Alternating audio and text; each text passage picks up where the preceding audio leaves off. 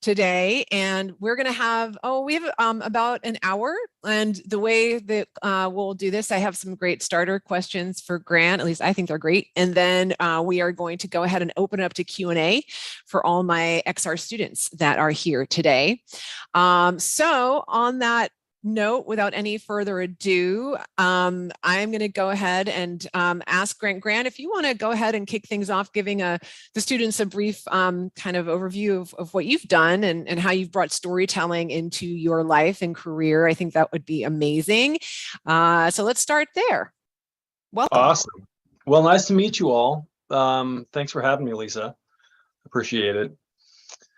Let's see. And just for a little context, I worked with Lisa when she was at Intel. I was a creative director on projects that she brought me in for. So we traveled all over the world and told stories. And, you know, that's one thing that you all will probably have opportunities to do down the road, which is brand storytelling.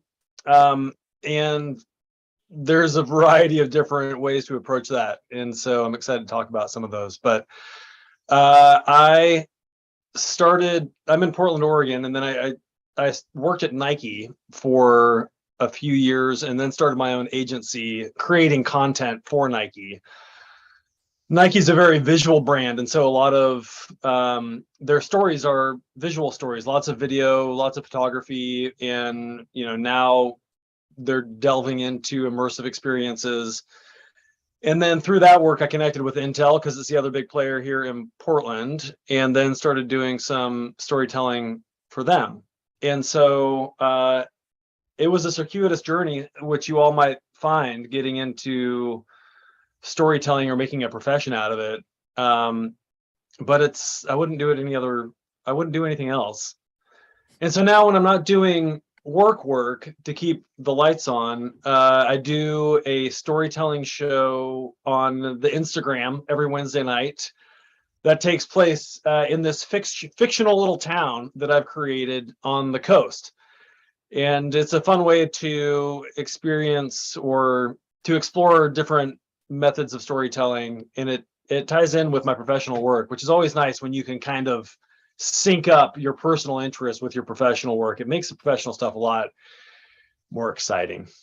So that's a little bit about me. What the hell does that look? Is something on your screen? No, this look is that you have completely buried the lead and have not even told me that you have a storytelling show on Instagram.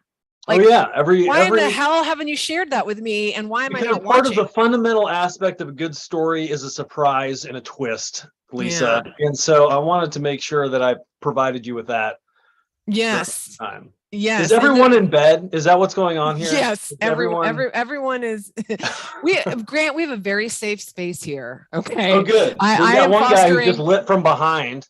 I'm fostering a safe space where people can eat and they can be relaxing. Jenna's got a wind machine going. Yeah, this is the future of education, Grant. This is what everyone's up to. I mean, you and I both know that. I mean, how many meetings have I taken walking the dog? Like, right? So this is the future. That's Emma's wind machine. Yes, lots of dog walking. Lots of dog walking. Okay, well, let's focus in. So thank you so much for sharing that. And you know, the bottom line is Grant has an amazing resume of telling stories for, you know, some of the best brands out there. Nike being the #1 pinnacle storytelling brand in existence. Full fucking stop. Excuse me, I just dropped my first F-bomb. Grant, you bring it out in me. I can't control myself. I get so excited. We did so much great work together. It was so fun. So let's dive right in then. And to give you, you know, the context, these students are studying immersive technologies in order to tell stories, in order to connect and communicate with target audiences, whether that be through a PR campaign or a strategic communications campaign or even a marketing campaign, right? Trying to figure out how to use this technology. And I think storytelling is such a big part of that. And I know you would agree. So let's just start off with a definition. How do you define storytelling? How do I define storytelling? That's a great question.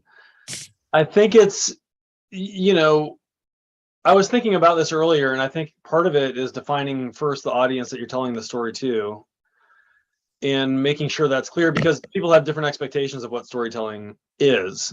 If they're showing up to some big open compute event, or if they're just flipping open, Instagram to look at their favorite brand. But stories are the framework of how we understand the world, is how I look at it. And they're fundamental to the way that we operate, at least. And I think that to be able to tell a good story is incredibly powerful, because you're able to ingrain your messaging into someone's psyche in a way that other people can't. It's how we understand the world. Yes. And it is that thing that you just said that made me want to work with you. It was your understanding of psyche and your understanding of connecting to that deeper, often unconscious part of your audience that creates that emotional impact that really can cause your content to sing, and not many, at least in my experience, content creators get that, and you really do in such a beautiful way. I think it's the magic sauce that you bring to all of the work you do, Grant. So I think that's a beautiful. You're recording this, right? Yeah. I'll just play this part back to myself. Yeah. Feel free to pull quotes. You can pull quotes and put them wherever you want. Okay, so let's talk a little bit about, and now we've kind of have that beautiful bird's eye view of what we might call storytelling. Let's get a little bit more in the weeds and talk about how you see organizations using storytelling to connect with audiences. And you have a lot of work, you can point to, but share how you're seeing organizations using it. How I'm seeing organizations use storytelling. Considering it's a framework for how we understand the world, it's the main way that you connect with your consumer, your current consumer and your future consumer. And there's different ways of doing that. There's brand storytelling, like Nike might do, just to create a vibe, or, this is what we're about. I'm not selling you anything. I just want you to understand what I'm about.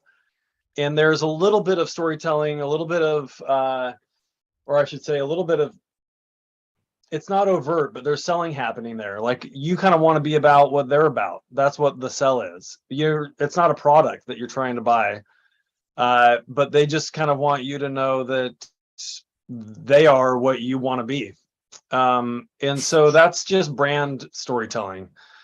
You're not offering anything, and you guys are all doing it right now. The way that you show up here, or the way you show up in class, that's essentially brand sales. It's just how you show up. I'm doing it. I thought about how many buttons to have buttoned up like this. Hold on, I'll make a point here, I swear. Here I could have done this. I could have gone up. I could have gone up like that. That's not my brand. I'm down here. That's me. And we're all doing the same thing every morning. It's just brand storytelling. It's just our own brand. And so there's that overarching brand storytelling, and then there's a product storytelling where you're, sharing specific exciting things about product. And, I think that can be a little less exciting depending on who your audience is. Some audiences love that stuff.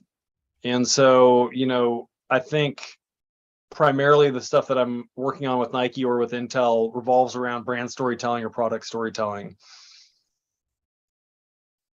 Yeah, good, great. And let's start with that piece. I think then if we think about brand storytelling, and how are you seeing, what are some of the best tactics or mechanisms that you see Nike or really any company using to create that? Really, you're building that idea that the person, it's very aspirational, right? It's like you want this person to feel like that the brand understands you, but that you want to be part of what they're doing, and that maybe even part of their own identity, is aligned with the values of the brand. So how are you seeing companies kind of tactically execute that? What does it look like, Grant? Well, Lisa, that's a great question. I think it's, like I was saying earlier, it really starts with who the consumer is in the first place, and taking the time to understand what inspires them, what they're interested in, what they're looking for out of life. Because, different generations are looking for different things. If you're selling to someone in their 60s, they're looking for security. If you're selling to someone in their 20s, they're looking for adventure and meaning. And so you really start with whom you're selling to. It's like going on, if you see someone that you want to go on a date with, it's like you got to really understand them, especially if you don't have a chance in the first place. You really got to get to know them. And I think a lot of these brands, to get someone excited about a brand, it's like trying to date someone out of your league. You really have to get to know who that person is, find out what's interesting to them, and be able to provide them, serve up that offering. And then when you built the trust, do something just a little unexpected. That's what keeps people interested, isn't it? Yes. Like, you ever hang out with kind of boring people, and if they just like got up in the middle of dinner and screamed, it would just make them interesting. You gotta make it interesting. And so I think a lot of these brands start with, and what I see with Nike, they're very diligent about figuring out who their consumer is, learning every single thing they can about them, and then surprising them and delighting them in a way that really speaks to that consumer. I love that. Everybody write that down. I'm writing that down. Because it's important, Graham, because especially when we are talking about this immersive tech, that we've been looking at, and we've been we have this framework with the 5 questions. Is this a winning activation or a gimmicky one? And one of the questions is that, does it surprise? Does it delight? Does it surprise? Does it entertain? And that's a key thing, I think, to remember when we're thinking about communications. It's not, so I love that. Give me some examples here. So make this more real for me. Talk to me about, and I'm trying to get the students to maybe understand, like, what is the output? Are these are we talking about, let me ask this. What are the best storytelling, tactics or assets that you're seeing out there today? Are they, is it video? Is it static images? Is it, immersive 360? Like, what are you seeing today that you think is really grabbing people and creating that surprise delight moment? Well, I think a lot of it is tying, it's all that stuff. And especially if you can create a vertical experience that's kind of integrated in all those ways. You guys are at University of Oregon, who's fantastic at creating that, in part because, they draft off of Nike storytelling.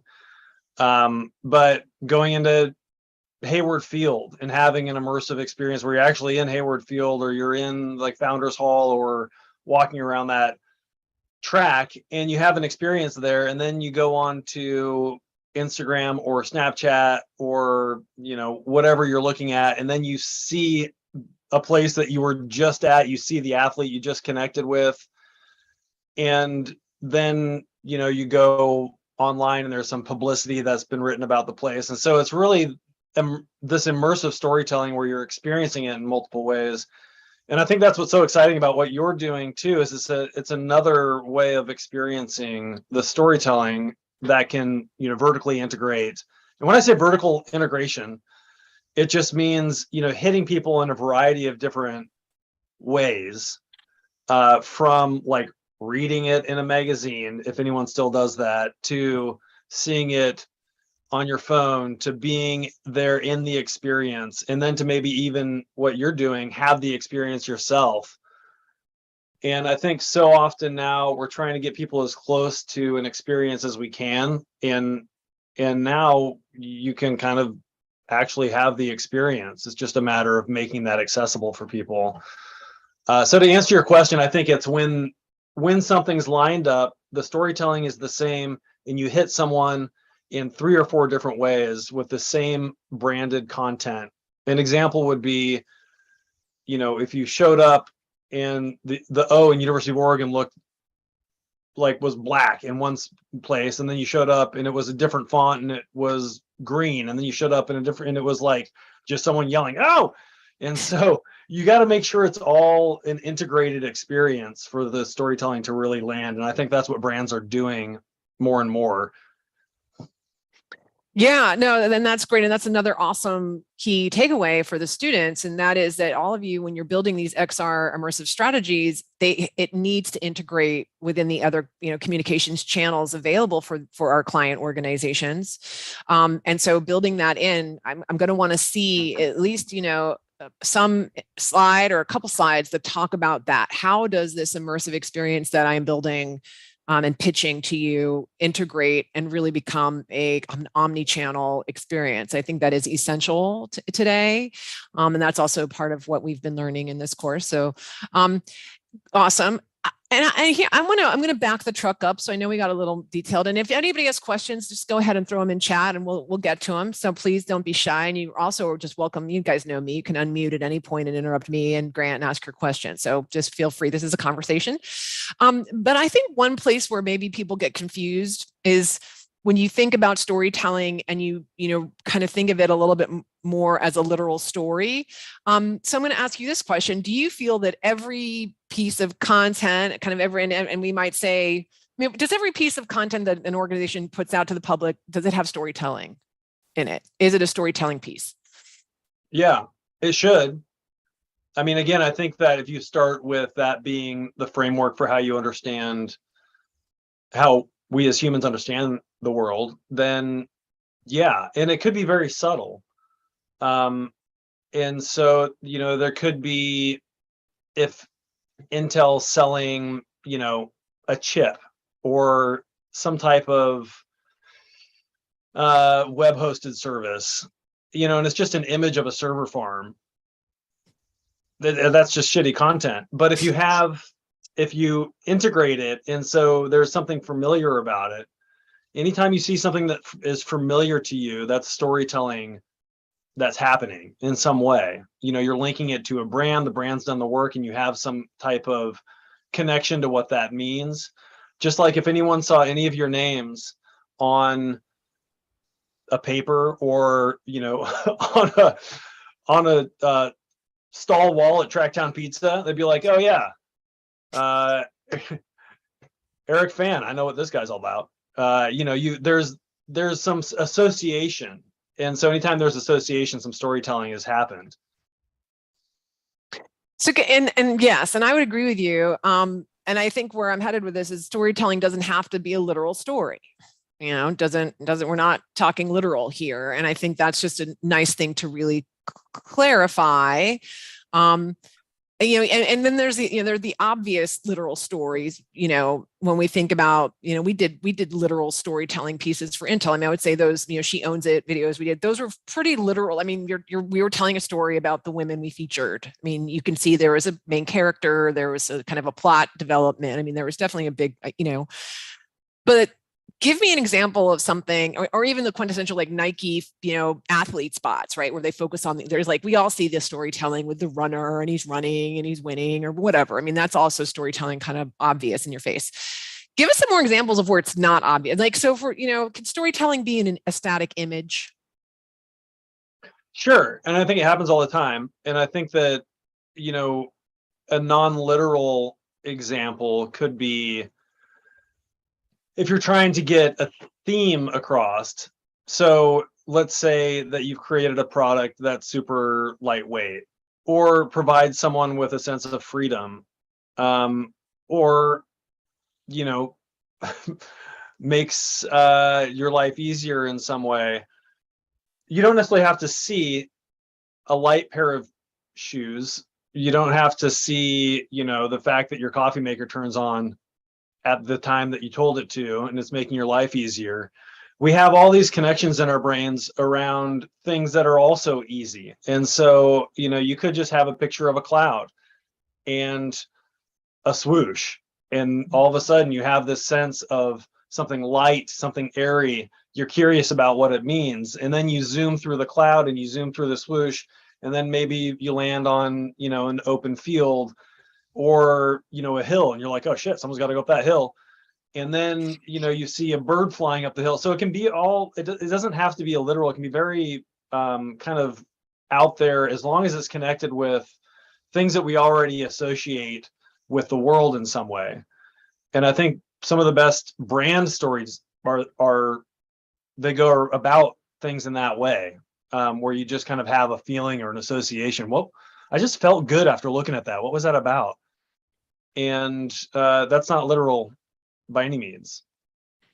Yeah, those are great examples. Absolutely. A picture of a cloud with, with the Nike swoosh and, maybe two words that's storytelling. There's storytelling there. And to Grant's point, and I would agree with you, it's based on, the prior associations that our brain, which houses millions and millions and millions of pieces of data from the, course throughout our life, like that's what our brain does. It saves and, finds patterns and tries to figure out the world by creating stories. Like our brain is the most amazing storytelling machine in existence.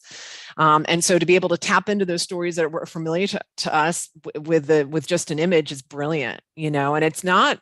So let's talk about content creation and production here. Let's just talk to me a little bit about so I think you're a brilliant content creator, that.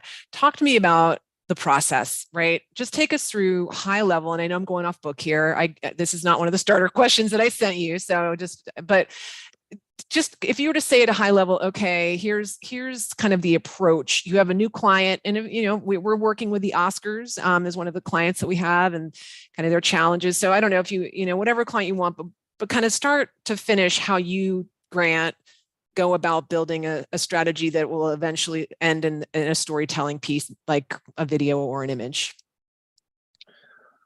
So the question is kind of like soup to nuts, like you get that email. And I think, to even back it up further, and something that's going to be important for all of you, and already is important in a lot of ways, is the connections that you're able to make. So through Lisa or whomever else, like, the education that you're getting is fantastic, but the connections are what allows you to kind of show off this education that you get. And so a lot of the conversations that I have, the work that got me to the conversation in the first place is storytelling. You meet someone, you take them out for coffee, you connect on campus.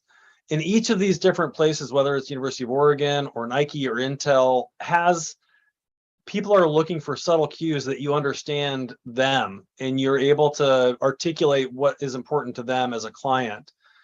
And so if you go to Nike and you're not able to speak the language that they speak there, you're going to not get a call or an email. And so first of all, knowing your client, what's important to them, so you get the email in the first place, or the call. And so it happens, like I just got a text from a client at Nike, is like, hey, we've got this meeting coming up. We really would love a hand figuring out how to tell this particular story around Nike heritage. And so what I often do, will come out to campus, and then I know where to show up. And that sounds kind of silly, but to be able to say, hey, do you want to meet in Tiger Woods? Do you want to meet an eagle? Do you want to meet Mia Hamm? Like, you're saying, I understand you. I understand where I'm going, and I understand some fundamental aspects of what's important to you in your world. And so that's always a nice start, to be able to show that you know where to go to begin. And then when I meet with somebody, I start with who they're telling their story to. And so if it's internal, if it's a set of Nike VPs, that's going to be different storytelling than it is if it's an onboarding video for all of you guys who are now becoming Nike employees. It's a different conversation. It's different language that's used. And knowing who that consumer is, knowing who is your audience is a fundamental part of being able to come up with ideas. So now you know that they know that you know, and then you know who the consumer is. And here's a nice little trick that I think is important for any relationship that you have. People love their own ideas.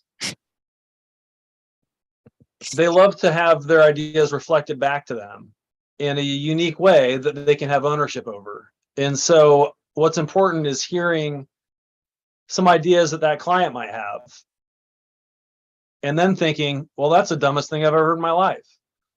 But not saying it, just saying, another approach we could take that really captures what you're saying and elevates it is this.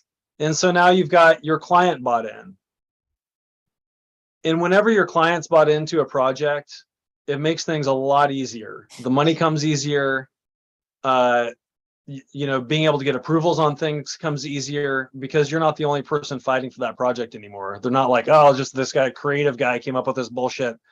And, we could cut it or not. It doesn't matter to me. But if your client's into it, then they're like, oh man, you're going to love this video or this immersive experience or this event. And what they're saying is you're going to love what I came up with. So I don't know, that shouldn't sound too manipulative, but you basically want to take someone's thoughts and ideas, add your own flavor to it. So you're amplifying their ideas for a consumer. It's a lot of moving parts, but I think I'm going to pause for a second because I feel like, that thing where you're like, oh my God, I've been talking a lot.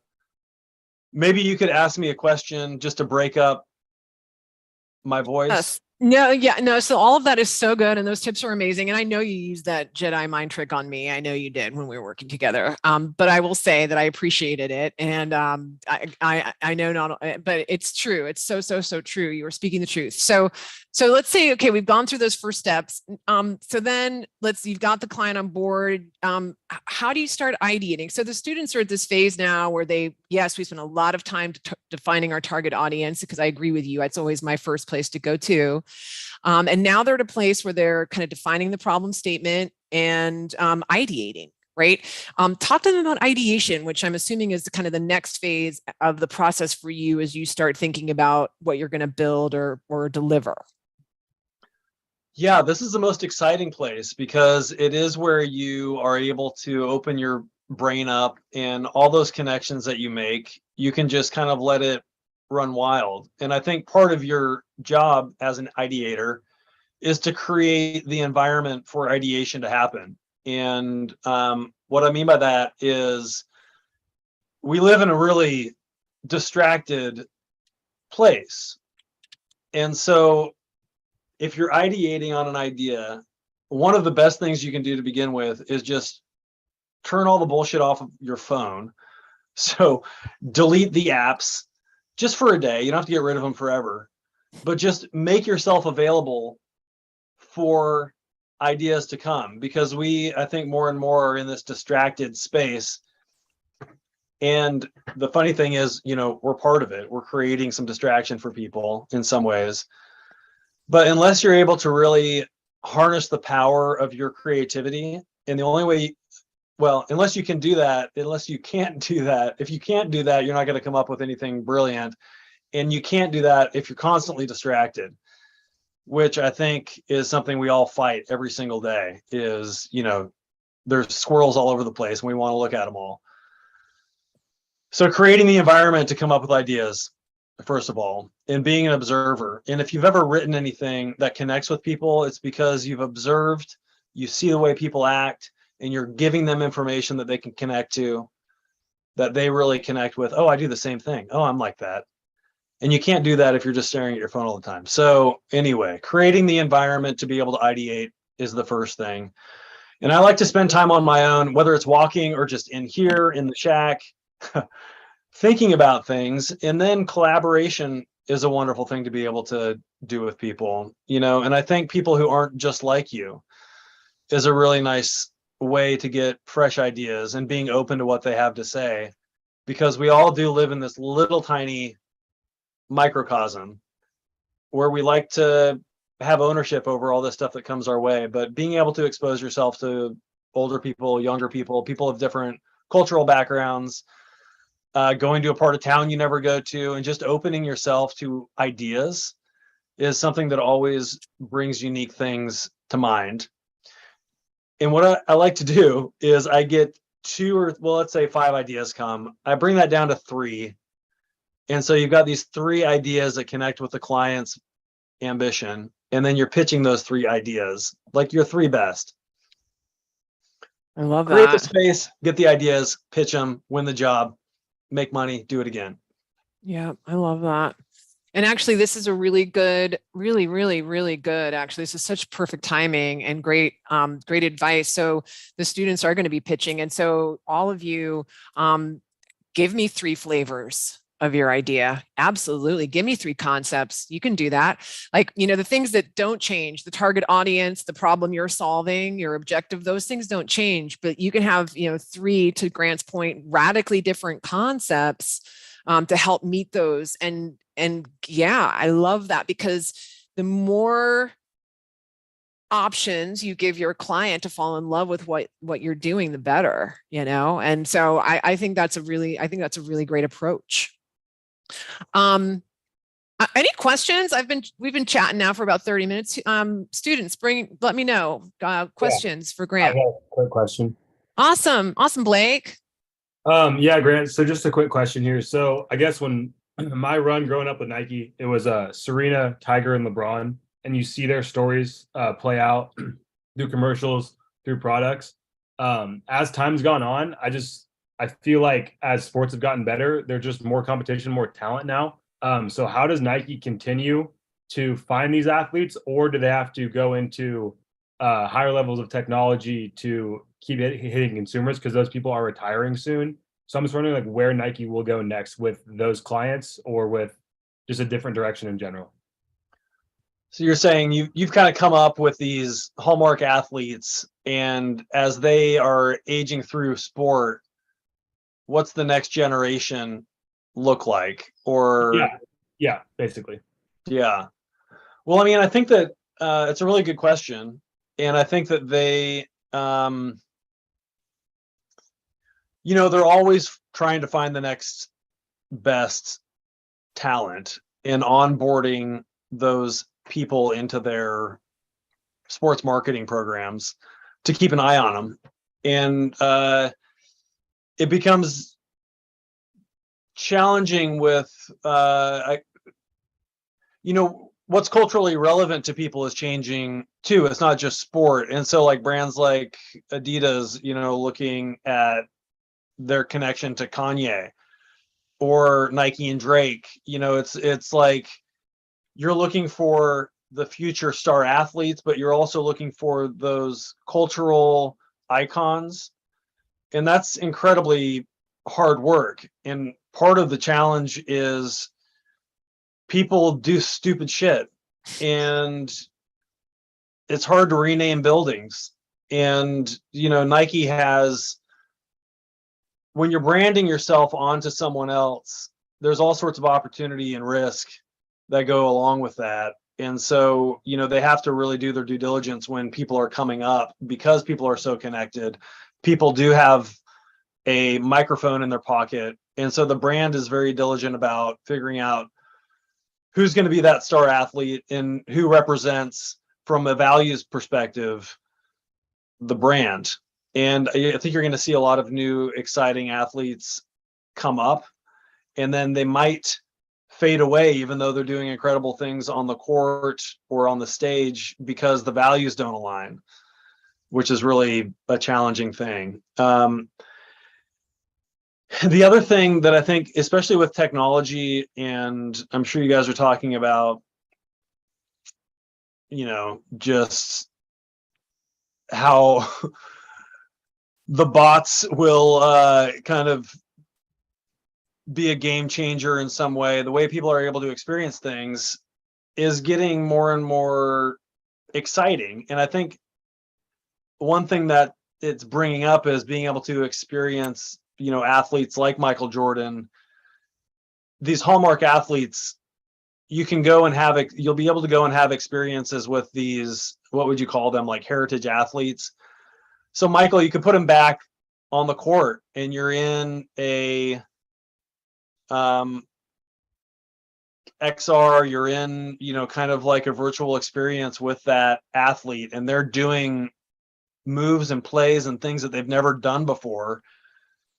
And Nike's already put, the connection with the brand into that athlete. And so I think you're going to see a replay of athletes you're familiar with doing things they've never ever done before through technology, as well as new athletes coming up who are relevant. But it is, it's hard when you put all your eggs in a Serena or, Tiger, and you can kind of see it with Tiger now where, they have a huge Tiger Woods center named after Tiger. They have a whole brand named after Tiger. And so this kind of, he's not going to be like Michael Jordan where Jordan brand just goes and goes and goes. Tiger's not going to be that. And so Nike, instead of taking like Jordan and taking a whole brand, creating its own thing, Tiger is going to be kind of slowly exiting the scene. And then you'll have someone else wherever that athlete is. The cool thing is, like Lance Armstrong, that's another good example where he was like the shit for quite a while. And then you realized why. And then they kind of had to like take him out, find someone else, and so I think it's very dynamic, but I do think you're going to be experiencing athletes you're familiar with doing things you've never seen before. I love that. That's a great prediction. Blake, do you have any follow-ups? That was a great question. Thank you for asking. Yeah, I don't. I was just I'm a golfer, so I just wanted to know. I was going to ask you about the future of Nike Golf too, but I think that I'm not. It's a good question. I'm not intimately familiar with it. Maybe it's you. I don't know about that. Why not? I'll keep buying the product. That's all I know. So. That's awesome. Anyone else have questions? I have. Yeah. Oh, beautiful. Go for it. Daniel, and then whoever else spoke up. I have two real quick questions then. The first one is I'm just curious to know, like, what's your favorite story you've been able to work on through any of your jobs, and why was that your favorite one to tell? And then my second question was what like the crisis communication, I guess, looks like with Nike when maybe an athlete, as you talked about, like fades out or something bad happens to them, like maybe what's happening right now with John Morant or something like that. Thanks, Daniel. So favorite storytelling project, and then how to manage crisis with like these global brands. Those are good questions. And I think one of them I know the answer to. The other one kind of changes daily. And I think it is, I'll start with the first question. I've been thinking about this project a lot because one of my favorite Nike clients just retired. Well, two things. One is, I think when you witness a brand project, I think you can tell there's a flavor of how fun it was to create. You can tell a lot of times, but sometimes you can't. And so there might be a project that seems a little doesn't seem very exciting, but was like so much fun to make because of the people you're working with. And like Lisa and I have had some fantastic trips making projects, like going to Glasgow, and then like the behind the scenes stuff where I bought everyone these red track suits, like these kind of velour track suits, and like we went out dancing in Glasgow. It was just like so much fun, and the project was really cool too, and it came out well. But that was just like fun. But like they wouldn't let Grant in the club. You forgot that part. So Grant is decked out playing like a Bradley Cooper, and these were like these hammer pants. Like the whole thing was crazy. Like it wasn't just your average tracksuit. You literally looked like Santa Claus, and it was crazy. And they wouldn't let him in. That was a moment I'll never forget. And in fact, it was Paul Chapman, when I was talking to him about his visit, that was the first thing. He's like, "Yeah, but they wouldn't let Grant in the club." And I was like, "No, they won't let Grant in the club." Yeah, and I do find that like these weird little moments are the things that people remember, and stories are that way. You get a sense of how you feel about it, but often you don't quite remember the particulars of the story, and that's what we're trying to do, is create these little moments that people are like, "Oh man, he couldn't get in the club," or like, "Wow, that just inspired me in some way." I can't remember quite how, but if you can create a feeling in someone, I think it's really special. But there's a project that I'm just wrapping up right now, which is kind of relevant to you all because it's Nike Heritage project, and all the new employees who are coming on, they they want them to know something about the history of the brand and where it began. And it began, right there on Hayward Field with Bill Bowerman and Phil Knight. And this particular project was creating, kind of a suite of videos around Hayward Field, Prees Rock, Bowerman's lab. There's this lab underneath a medical building in downtown Eugene, which would be really fun to take you guys to. Maybe I can work that out at some point, where you go in there and it's an immersive experience and they have it set up like it used to be. And this thing, I mean, you kind of have to duck to get in there. And he had this like little kitchen vent over all these like polyurethane adhesives he was working with. It was not smart, but it's a way that you can really connect with. You can see like, wow, I could see myself doing this in this kind of underground space. And, fast forward 45 years and there's like billion-dollar buildings on a campus. And you can see that you went from this to this. And to see someone's eyes kind of light up and get connected with a brand in that way is really fun. And the cool thing about that is there's a video suite. There's written copy about it. You go there, it's an immersive experience. Then there's 360 video. So you can go wherever you are in the world, you can go experience a lab. And so I love it when that story can be told through all these different mediums. So I think that's been one of my favorites. And then I think on the management of crisis, it's just, it's a little bit of a shit show. And those executives are always on call for that crisis management. And you just have to play those things as well as you can when they come up. And I think it's important to have a core set of values that you can fall back on to be able to say, how does this relate to what we stand for as a brand? And then speak to that. This, Nike's about innovation and inspiration for every athlete. And this was not an inspirational move that this guy, had. And because of that, we need to end our relationship. We let our community know that this wasn't a relationship that we, that went where we thought it could go. We're sorry to hear that. And then, the PR side of that is definitely delicate. And I'm not really involved in that, but I see it happening a lot. Yeah, I love Hopefully that. Great. Questions. Yeah, great question and awesome answers, Grant. Thank you. Who else? Someone else had a question. Yeah, I did. I was wondering what gave you the confidence to be able to kind of branch out on your own? Love that question, Chloe. That's a great question. Hashtag she owns it. Yeah. It's a really good question because especially as a younger person, we have all these stories about ourselves and you don't, well, we always have stories about ourselves, but I think one of them when we're younger is like, we don't have the wisdom, we don't have the experience, how do we show up? And I think there is a measure of humility and just knowing that that is important, because one of the worst things is when you're meeting with someone who doesn't have a ton of experience and they come across as like overtly confident and you're kind of like, it just doesn't quite feel authentic. And so you really got to show up and say, hey, look, I am so excited about this project. And this is how I guess this is personal feedback from how I've tried to show up and what actually works. Is just saying, I'm so excited about this project. I love what I'm doing. I really think we could work together in a fun way. Let's take a look at this budget. We can value engineer to make it work for you.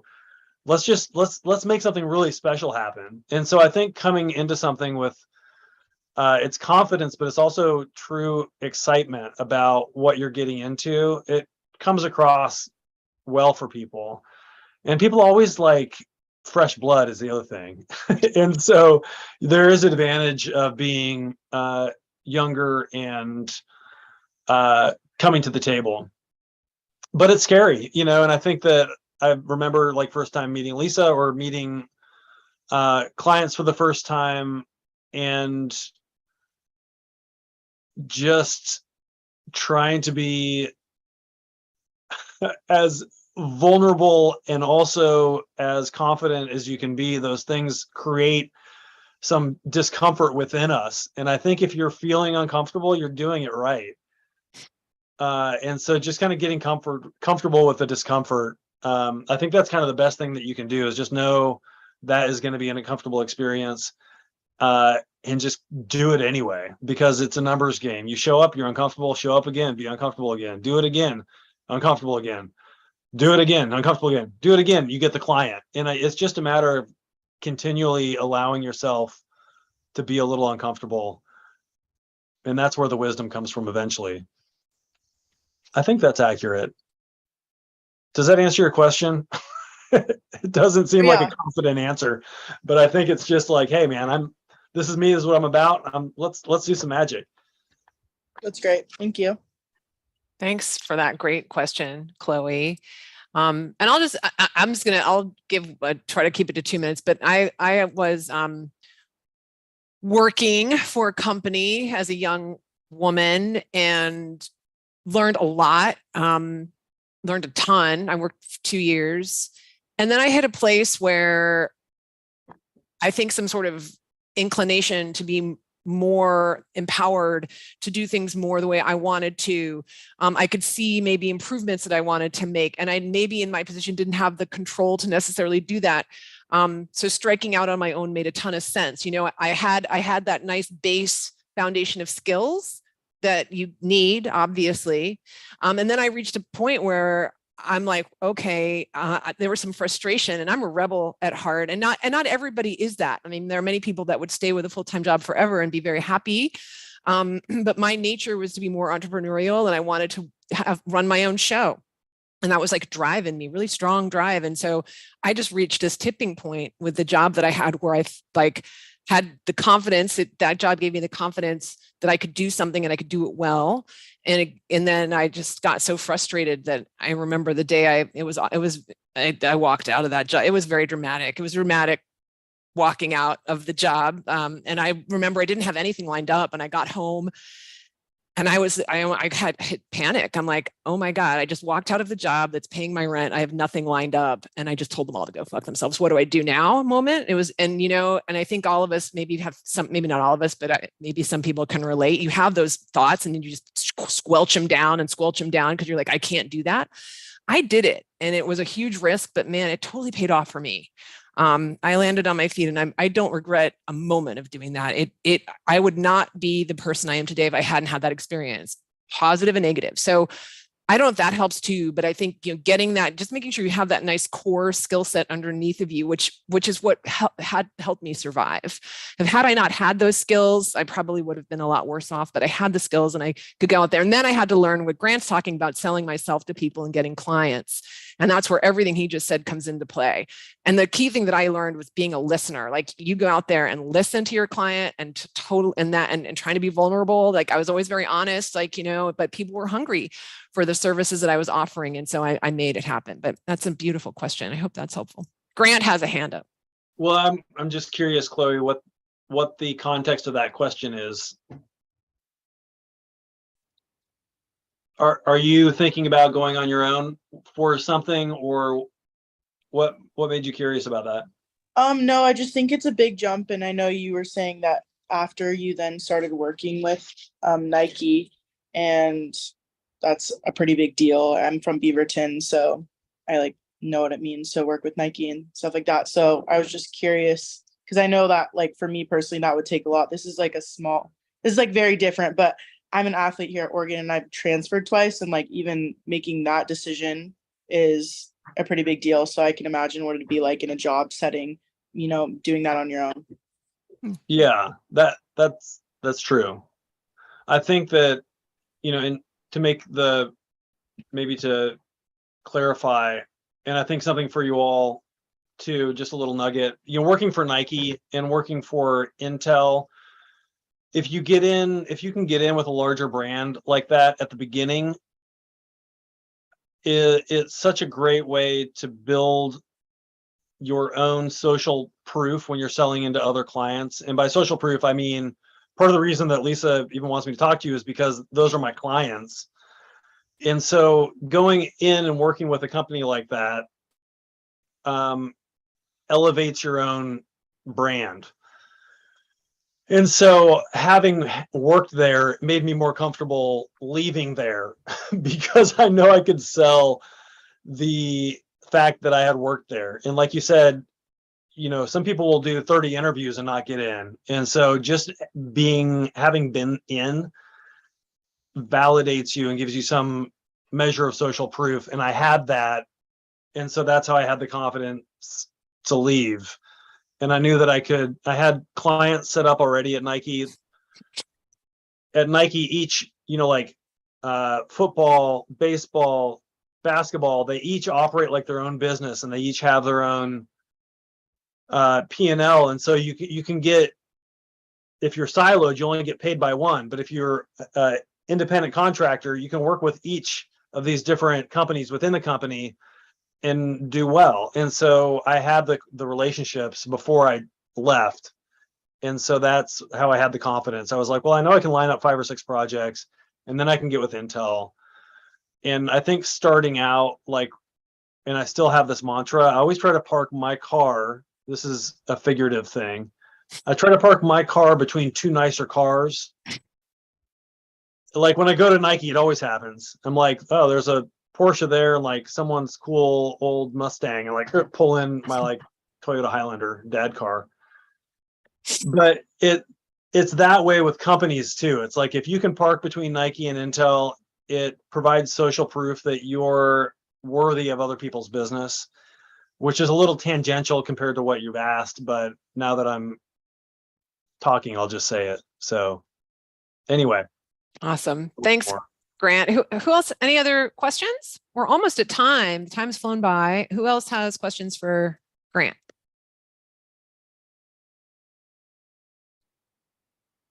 Well, Grant, let's do a parting question and let's just make this really practical for the students. If you had any practical tips around immersive storytelling, I'm trying to get them to use immersive tech to tell a story for our client. What practical tips would you give them as your parting words of wisdom here as they're going off to build these immersive strategies? Practical tips for immersive storytelling. Exactly. And that one was on my list. You emailed me? I mean, I think that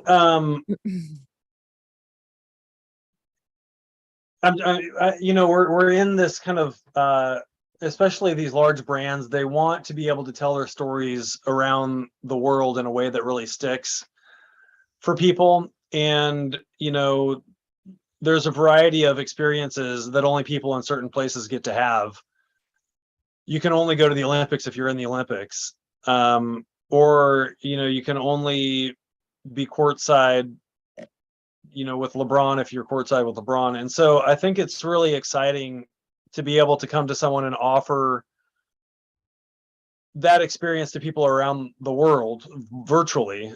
It's a really exciting storytelling proposition. And so I think it's kind of a practical tip would be like, what's the coolest thing that you've ever done? And how could you provide that experience for someone else on the other side of the planet and make it as real as possible?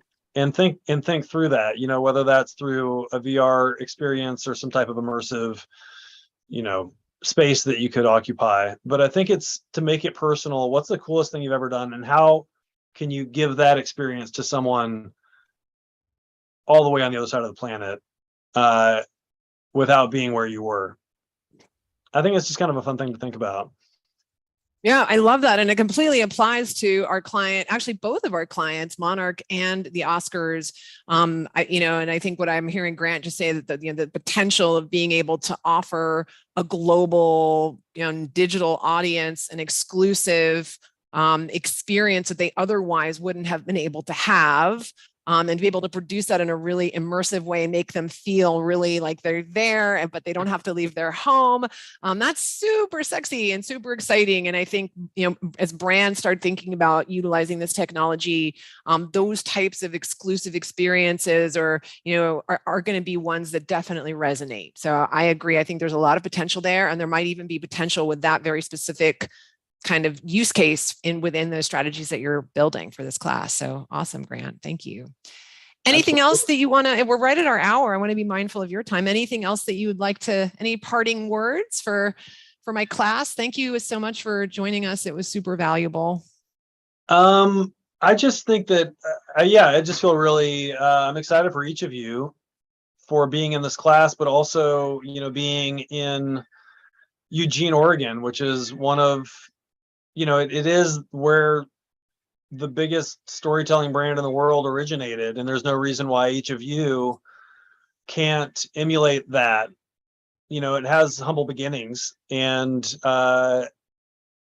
it's right out your door. You could be the next Nike. And I think a big part of that is having these stories to tell. And I'll just say, like, Nike didn't have a huge story to tell until they connected with Prefontaine, who was essentially the best runner in the United States, who is in Eugene. And, these stories are what links brands to people. And I think that you're in an amazing place to do what you're doing. And I can't wait to see what you come up with. Keep me around if you need help with anything else, or if I'm down in Eugene, it would be fun to take you all to Bowerman's lab. It'd be pretty cool. I would love that, Grant. I'm sure all of the students would absolutely love that. So we will make that happen. If there's any opportunity there, let me know. I'd be happy to facilitate that and make sure that we could get that happening. I would love that. Cool. Awesome.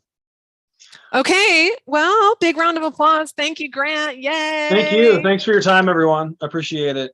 Keep going. So good to see you. Thank you for your words of wisdom. Have an amazing rest of your day, Grant. And I'll see you in a few weeks in Portland. I can't wait. I should pull out my red tracksuit. You threw it away. I did not. Well, I still have that hat. Don't even get me started with the hat. Wear the hat. And the heritage buckle. And the investment buckle.